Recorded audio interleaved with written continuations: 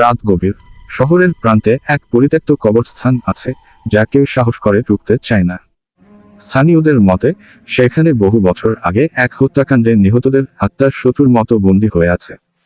3 বন্ধু রাফি, শোভন এবং তানভীর ঠিক করল তারা কবরস্থানে গিয়ে সত্যটা জানবে এবং হয়তো ভিডিও বানাবে।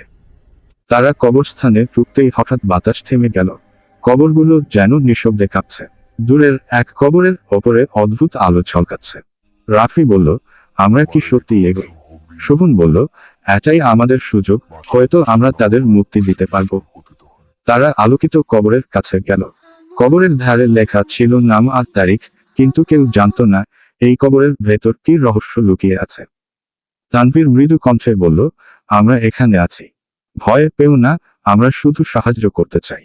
হঠাৎ কবর থেকে ধোঁয়া বের হলো এবং এক কম্পমান কণ্ঠ ফিসফিস করতে লাগলো, শেষ অবধি কেউ এসেছে।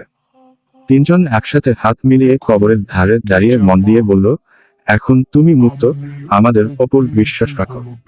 ততক্ষণে ধোঁয়া ঘন হয়ে উঠে এবং কবরের মুখ থেকে এক শান্ত আলো বের হলো।